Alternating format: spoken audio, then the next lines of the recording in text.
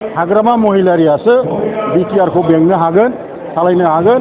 गतिके दिनैनि तारिखाव बिथांनो 28टा होबाय 40टानि गेजेरावहाय आरो इउपिपिएलआ मोनबाय खालि 7टा 7। दा ओंखायनो जोङो हमनो हाबाय जे रायजो राजाफ्रा हाग्रामा महिलारिखौनो नांगौ। बे 5 बोसोर जि प्रमद बर'नि सरकार जादोंमोन बेवहाय आंबो दंफायोमोन, खामानि मावनायफोरखौ आं नुबाय थादों।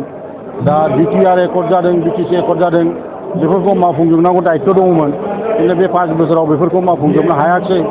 दा नुनो मोनबाय जे थांनाय 2025नि जिथु बिटिसि इलेक्सन, बे इलेक्सनाव जोंनि बिटिआर ओनसोलनि 35 लाख रायजो राजाफ्रा दिनैनि तारिखाव माने हाग्रामा महिलारिखौनो बिटिसिनि चिफ जानांगौ होननानै दिनैहाय 40टानि गेजेराव 28टा सिट बिथांनो होबाय।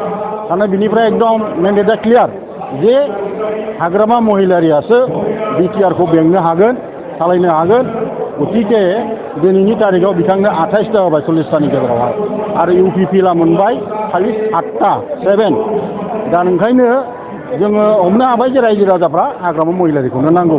दा नंखायनो जोङो दिनै बे बिटिआर एकर्ड, बिटिसि एकर्डफोरखौ मोजां जाहाथे इमप्लिमेन्टेसन खालामनो हायो, बेनिखायनो इउपिपिएलखौ नागारनानै जोङो बिपिएफखौ मदद आरो हेफाजाब होनो थाखाय आवगायबोदों।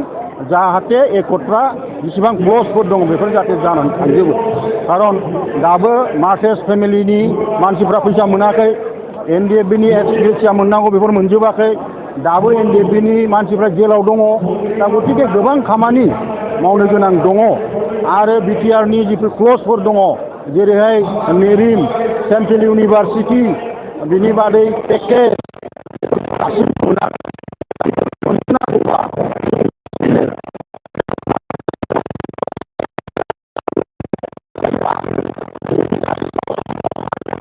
आखाइखौ मजबुत खालामनो थाखाय इउपिपिएल नागारनानै बिपिएफआव जइन जाफैबाय। Thank you.